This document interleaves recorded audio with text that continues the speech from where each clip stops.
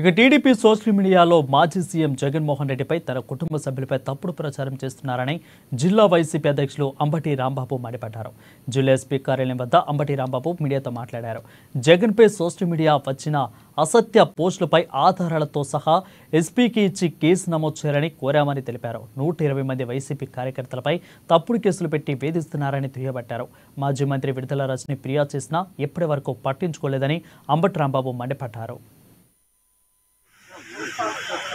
ఇవాళ జగన్మోహన్ రెడ్డి గారి మీద, వైఎస్ఆర్ కాంగ్రెస్ పార్టీ మీద, వారి కుటుంబం మీద ఏ విధంగా సోషల్ మీడియాలో తెలుగుదేశానికి సంబంధించిన వారు రాంగ్ పోస్టులు పెట్టి వేధించారో అవన్నీ కూడా ఆధారాలతో ఇచ్చాం. మేము ఎదురు చూస్తున్నాం. కేసులు రిజిస్టర్ చేస్తారా, వారిని కూడా అరెస్ట్ చేస్తారా, వారిని కూడా తీసుకొచ్చి కోర్టులో ప్రొడ్యూస్ చేస్తారా చూడాలి. నిజంగా ధర్మం అయితే చేయాలిగా.